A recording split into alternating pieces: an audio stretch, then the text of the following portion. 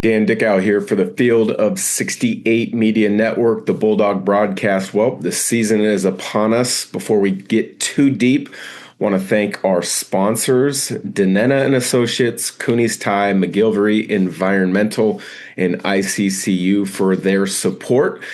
Check them out, support them in the local community as they support podcasts like this covering Gonzaga basketball.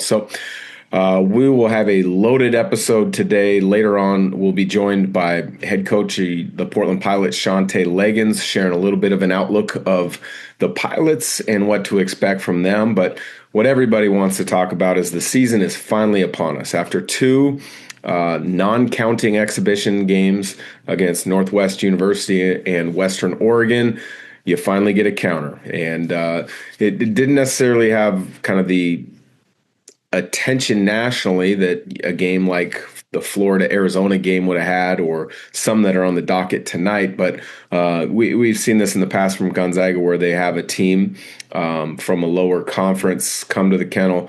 And I think that was good, because this year's team, with the makeup of so many new guys, new roles, trying to figure out lineups and who's ready to perform under the bright lights, was needed. And I think the victory last night over Texas Southern, 98-43 win, showed a lot of good.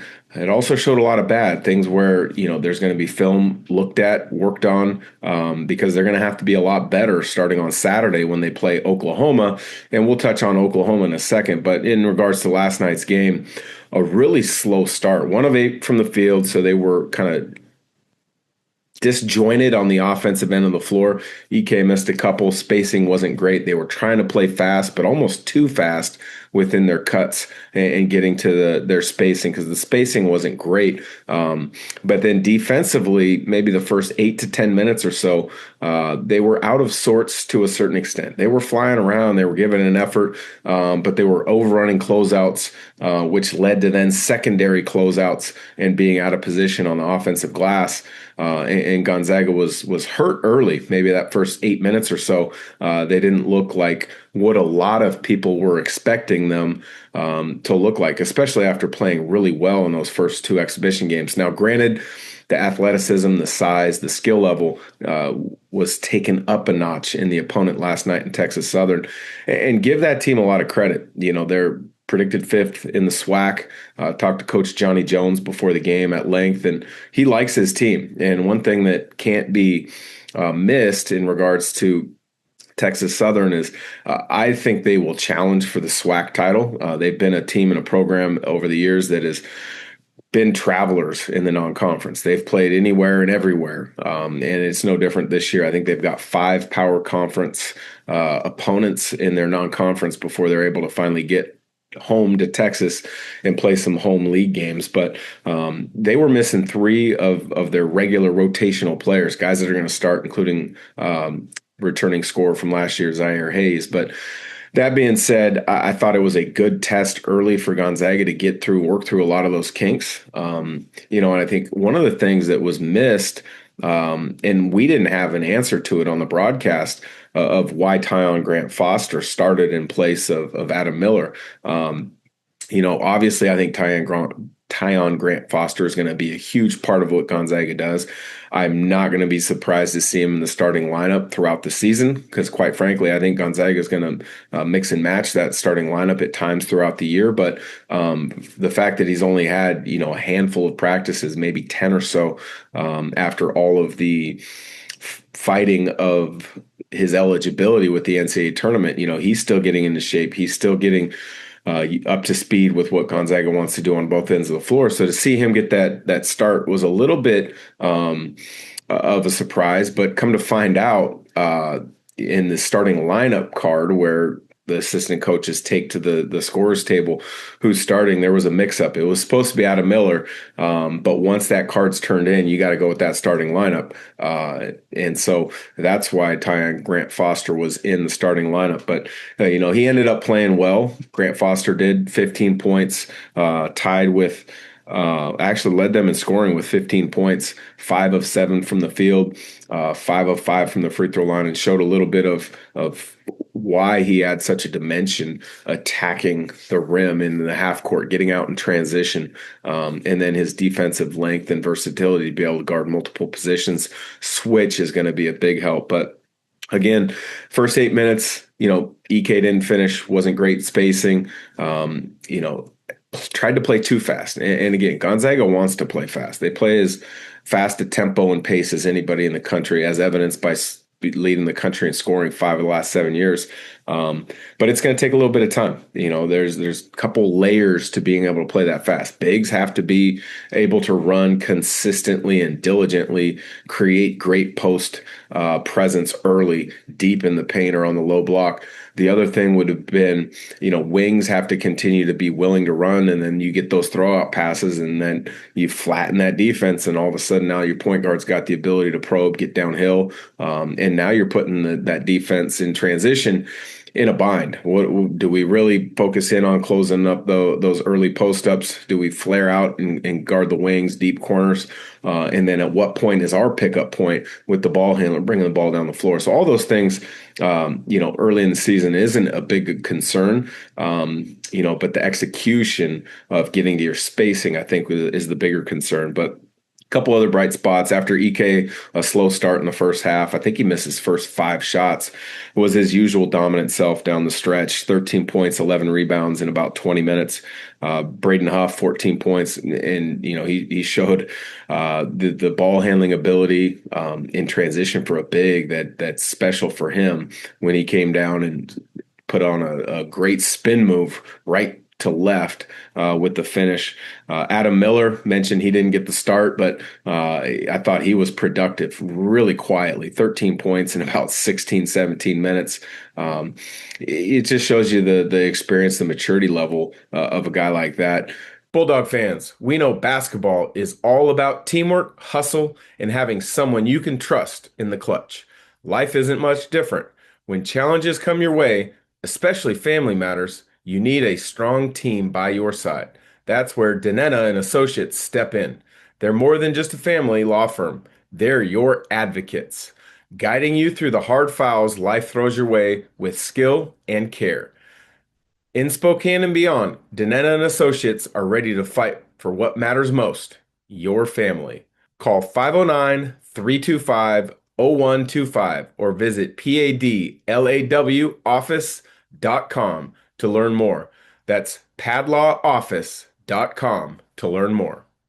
Mix up with the lineup card, doesn't start, but comes in and makes an impact. I think if you look at his plus minus, he had the highest plus minus of the night. It was right around 35 as he got checked out of the game. So it may have changed at some point, but he was leading in the plus minus category for quite some time during his minutes. And then the conversation and the questions keep coming up. This team's deep. And yes, we know they're deep. Potentially could go 11 deep. Playing 11 in the college game at 40 minutes is difficult. And so Fogel and Diani, when they get the minutes, they're going to have to, really show and prove that they're ready to be in important moments. And I thought both of them played well last night. Diani had a block or two. I thought he did a nice job, carving out space on the interior, even though, he didn't score a ton. But Fogel is the one that continues to make you excited about his future. Now there's a want of every athlete to have it now. But you see he's got the ability to contribute now, but you can see what he could potentially be down the road, especially with his work ethic that the coaches have raved about, and his leaving no stone unturned to give himself a chance to be a really good player.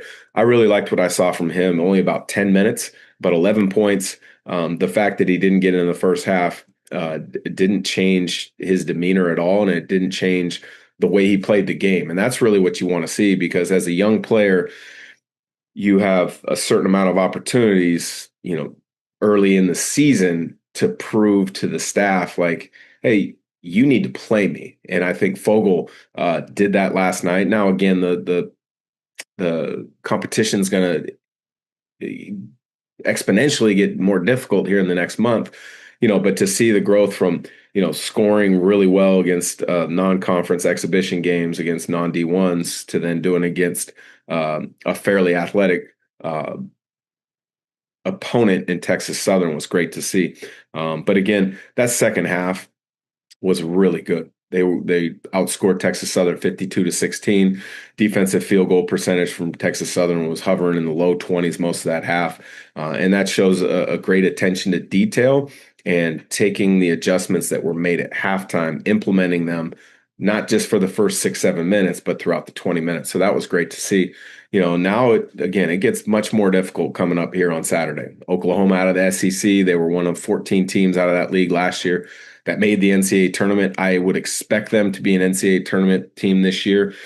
SEC preseason polls, I believe, had them 10 or 11. I see no reason as to why the SEC again this year isn't going to get 10 teams. I don't think they're going to get 14 like last year, but 10 teams is very doable. And Porter Mosier is one of the best coaches out there. He does a really good job. They want to play fast, maybe not to the pace that Gonzaga wants to play, but they definitely want to get up and down the floor. They've got a great transfer class. I believe it was ranked the third highest in the SEC in regards to the transfer portal, top 10 transfer portal overall in college basketball. So Porter Mosier, yeah, they lost their point guard Jeremiah Fears to the NBA, but they've got a good squad. They opened their season last night actually with a 102-66 win over St. Francis. They had 5 players in double figures. They shot nearly 57% from the field. They dominated the glass, hit 11 threes, only turned the ball over 11 times in a fast-paced game, which is something that coaches preach when they want to play fast. You also got to make great decisions and take care of the basketball. They were led by Muhammad Wagyu, 16 points, 10 rebounds, 3 blocks. So what I would expect to see is a fast-paced up and down game. Oklahoma's got athletes, they're physical. So Gonzaga is going to have to match that physicality. I think the fact that the game is going to be played at a fast pace is going to allow Gonzaga again to really kind of see growth in Braden Smith and St. Superi and how they handle playing that fast. What is your decision making? Because many times, as fast as Gonzaga got the ball up the floor last night, you saw a couple. McGilvery Environmental can handle any of your construction needs, specializing in new construction, repairs, residential and commercial asphalt paving, excavation, environmental mediation, and hazardous waste. Reach out to Kip McGilvery at McGilvery Environmental today at 208-556-6384 for your free estimate. I don't want to call them bad threes, but they're, especially 2 of them I can remember from Braden Smith, they're good shots, but maybe are they a good shot 5 seconds, 6 seconds into the shot clock, or would that be a shot that you take with 15 on the shot clock after you've kind of maybe exhausted looking into the post, maybe getting the ball to the second side, seeing some other action to be able to break the defense down. But I'm still really high on Braden Smith. I think he's a very cerebral point guard. He's quick. He's a willing passer. He didn't shoot it great last night. He finally hit a 3 in the second half right in front of Gonzaga's bench, and he kind of had a look of finally on his face. But I don't think that's going to be too big of a concern. He's going to figure it out. He's just got big shoes to fill, quite honestly, coming after both Nemhart brothers, in particular Ryan, who led the country in assists last year. Braden Smith's going to find his way, and he's going to be a lot more comfortable, I think, on Saturday. And then the other one, St. Superi, I thought he did a nice job in the first half, settling the offense down and getting them into actions. Had a couple turnovers, in particular, towards half court, where he was pressured and kind of the arm bar got up too high, hit the opposing defender in the chin area. And so that was something that can get cleaned up with just comfortability at the level of athletes that he's going to face night in, night out, and understanding how to not to get yourself pinned against that half court line. But I thought in the second half, he continued to get in the paint, make plays, had a couple kind of do we really want to throw that pass in that situation, a one-handed lob? I think it was over the top to Diani where it would have had to have been a perfect delivery. And then there was one in transition, small window. Diani and Warley were trailing. I tried to get it to Warley, but the window was just too small. And I think with experience, you like the fact that he sees it, but with experience, he's going to recognize the ones that he can fit through those windows and the ones he can't, and when to try those opportunities and when not to. So I thought those were positives.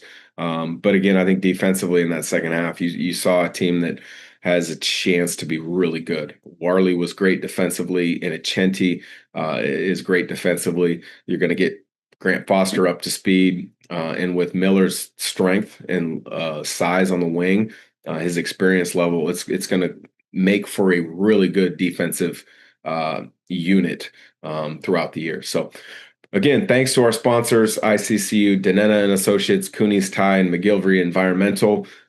Without their support, it would be hard to make this podcast go. And look forward to a big test on Saturday against Oklahoma out of the SEC.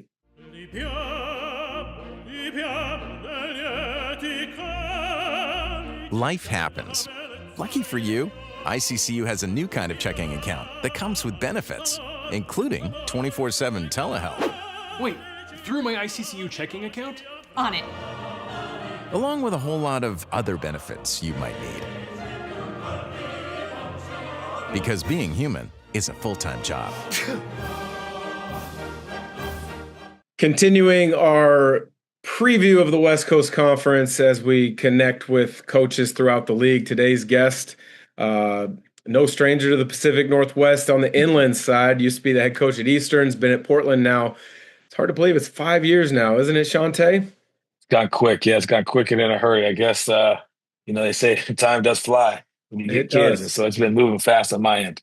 Absolutely. So Portland Pilots head coach Shantay Legans, our guest today. So Coach, you guys are starting to get into the meat of practices. Games that count are right around the corner. Yeah.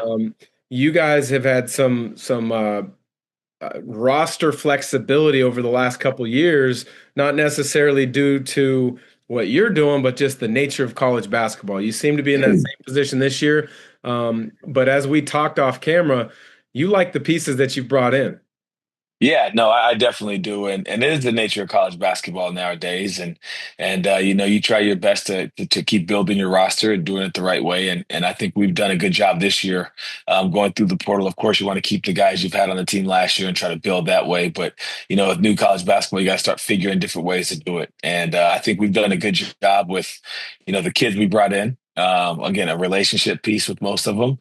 But they're also older, and they've also won at their previous schools. So that's or their last destination. And so that was one of the things going into this year is we had to figure out, we wanted to go older. We wanted to get guys who've won, who understand sacrifice. They understand that, if you're going to win games, you're not going to always be the guy that has 25. You're not going to always be the guy that gets 15 and 10, and you're not going to get all the minutes at that time. So we just got guys that understand winning, and I think the maturity level is a lot more than it has been in the past.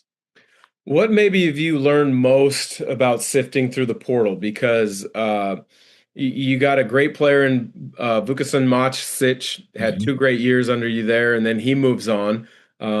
You've also had a guy or two that hasn't panned out, not due to your guys' holding up your end of responsibilities, but theirs. How difficult or how much change in your mind have you and your staff gone through as far as finding the guys that fit what you want to do? Because I think Macic is a great example. He came in and fit really well with what you wanted to do, and you like the pieces of the new guys, I would imagine, fit similar to what Macic did. Well, it was great because with Vuk, it was for him. He had to sit out that first year because he was coming over. He had some issues with his transcripts and grades coming from where he was at before. So he had to redshirt. So he had to sit out and have that year under his belt. So he had a year coming into that first year playing. So we had him for 3 years, and so he was able to once he got here, hit the ground running, understood what we wanted, how we played, how we coached. And so we try to go, and he was a little bit older, as you can see the last couple of years. Last year we had 11 freshmen or 12 freshmen, and five of those guys were true freshmen. Those were the guys we could have got that we liked, that we thought we'd be able to build. And so that was one of the draws for getting older, is because we understood that they would understand the game a little bit more. They've been coached a little bit, and I think those are some of the things. Luke played under two head coaches previously before he got here. So he was here. He was at two schools before he got to us, and then he got to sit out a year, and then he played for us his fourth year in college. So he got to do those things, and we got to see him and his strengths and weaknesses beforehand. You go into that portal, it's hard because you get, and they're trying to even make it even smaller now with the recruiting process in the portal. So it's like, it's hard because you don't really know what you're getting, and you don't know. Sometimes you could watch him on film, you could do this, but you don't know the character. You don't know why he's leaving, or, you get a lot of misinformation from coaches and other people around him. Sometimes it's good for a kid to get a new scenery. Sometimes it's like, why'd the kid leave? What happened? Were there some red flags? And sometimes you don't get told all the whole story, and you go in there sometimes like, hey, this kid averaged 9 and 7. He shot 40% from three. He did this, this, and this. Why is this team letting him go? Or why is he even leaving? And so you have to go through that and try to figure all those things out. And, that's always the hard thing for us, is because, sometimes we're not going to be that first call. Hey, I got a kid for you. He's big time. We were in it saying, hey, let's go find the character guys. Let's figure out which guys will fit, and we'll fit around them. We just wanted good guys that understood how to win and had a little chip to their, had a little chip on their shoulder, ready to go and prove a lot of people wrong. Big thank you to one of our sponsors, Cooney's Tie. My family and I live on the north side of Spokane, and we absolutely going to Cooney's Tie, whether it is in person, whether it's takeout. The food is always phenomenal, as authentic of Thai food as I have ever had throughout my travels across this country. Unbelievable service, unbelievable price, unbelievable people that are involved with Cooney's Thai. Whether it's the pad Thai, whether it's the pad CU, whether it's one of their awesome curries, you will be thankful that they took great care of you. Again, Cooney's Thai on the north side. Check them out online today, Cooney'sThai.com. Whether you want to sit in the restaurant and you have tremendous service, or order for takeout, it will be piping hot and ready for you when you show up. Thanks again to Cooney's Thai. With how teams are constantly changing year in, year out, do you still kind of subscribe to the same approach of how you want your teams to play, or do you get them through early summer and early fall workouts and then tailor the attack that you're going to play with on the offensive end and how you want to play defensively?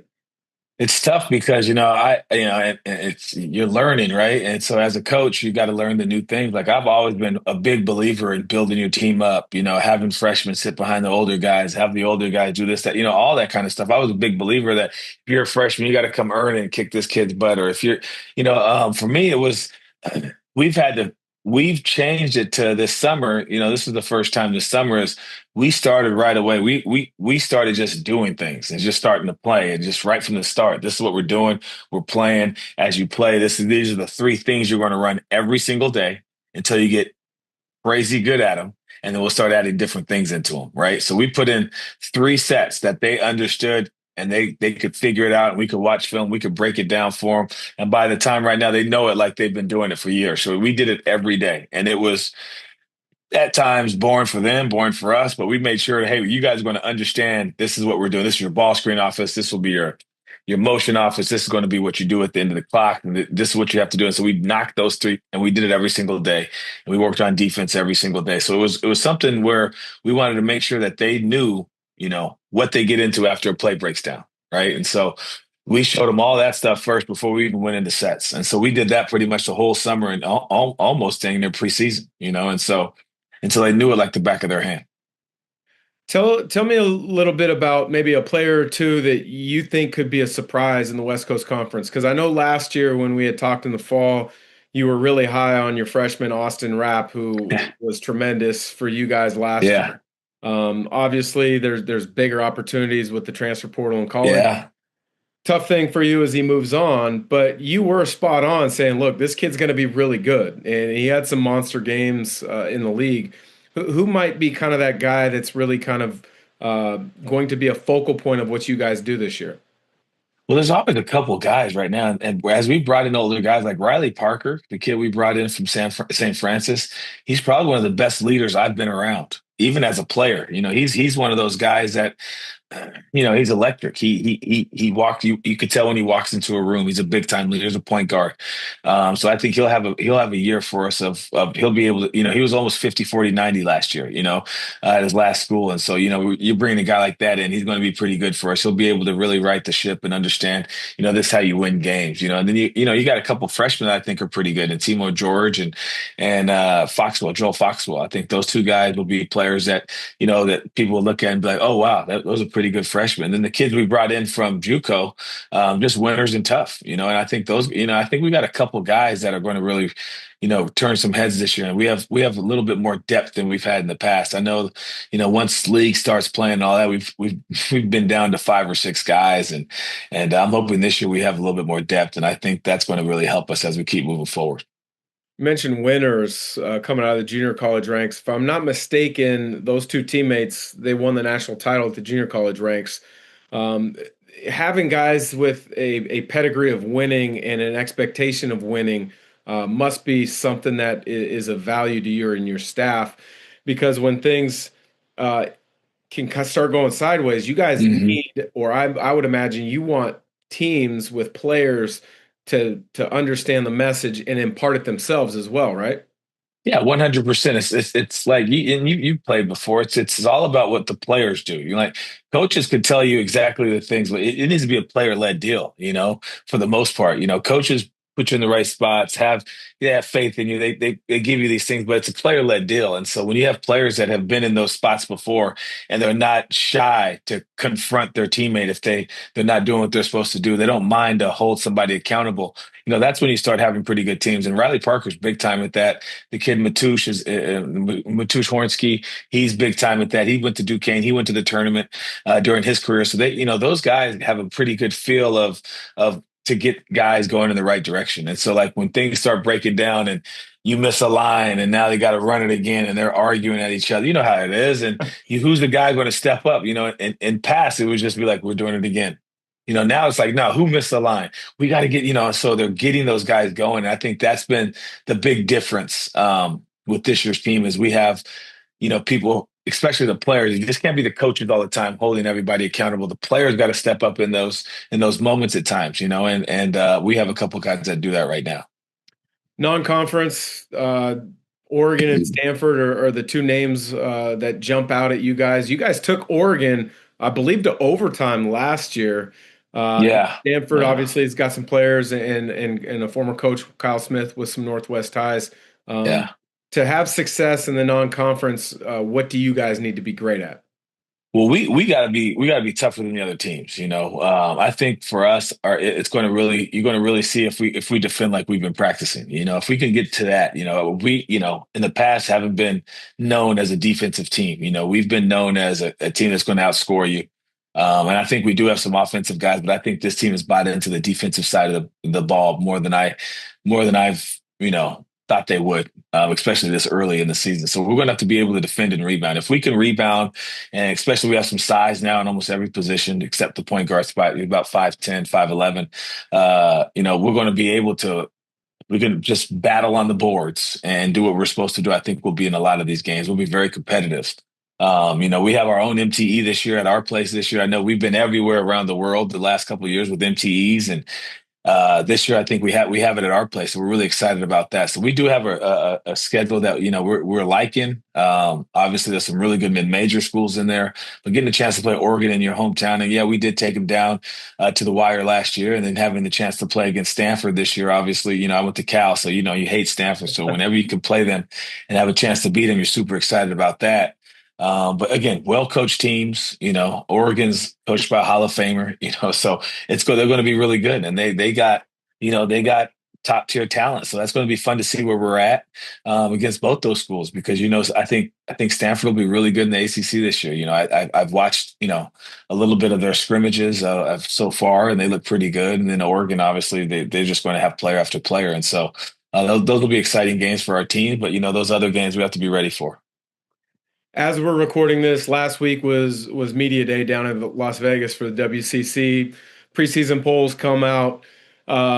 You probably don't like where you guys were slated in the preseason poll. Yeah. Now it's your chance to go out there and prove everybody wrong. But when you look at the overall league, is there a team maybe that's got better in the portal that you think is going to surprise some people? The world's leading immersive basketball training experience that combines in-person skill development with digital gamification and virtual competition. At Shoot 360, you will train with our coaches, measure your skills with our proprietary technology, and track your progress on the Shoot 360 mobile app. Shoot 360 Spokane. Unlock your game.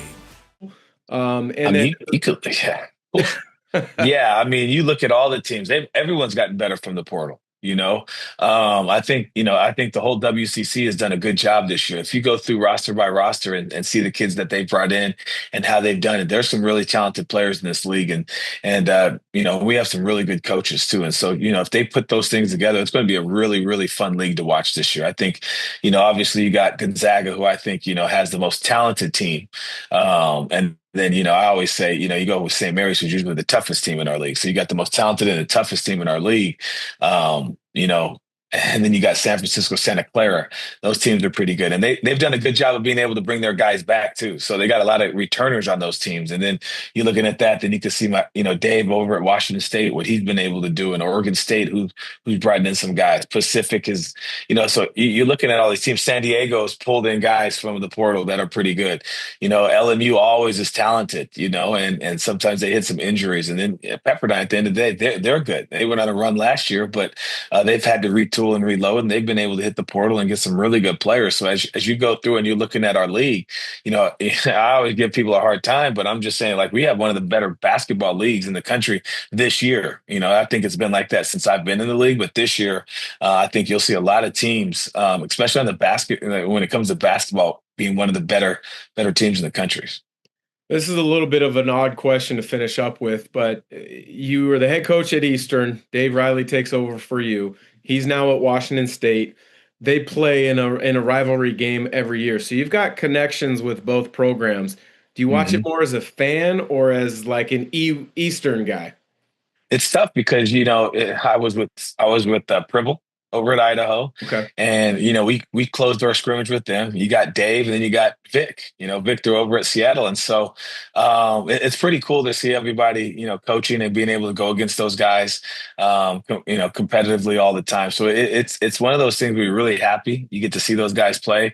And so when you do, you check in and you watch, I always tell David, good luck against everybody but me. And then the same with Vic, and now Vic's in our league. So now it's it's good luck against, everybody. I just want to beat you guys, and you guys could beat whoever you want. And so, but it's always fun because you can call each other, talk and figure out different things. It's a little bit, especially during the season, it's a lot less talk. And then just, checking in and making sure everybody's good after a huge win, especially the preseason, you check in with each other. But once league starts, I think those phone calls come to a little bit of slow down because you're trying to beat them, and you guys are, they're really competitive just like I am. So it's been fun to, watching those guys play.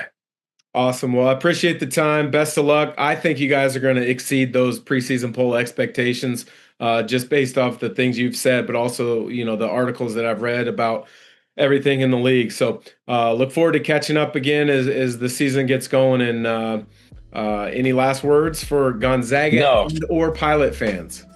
Crazy appreciate it. It's going to be a fun year this year. Gonzaga is they should be one of the most talented teams in the country. I mean, I think you would say the same thing. So it's going to be fun to see, how they do in the preseason and try to get them before they get out of the league.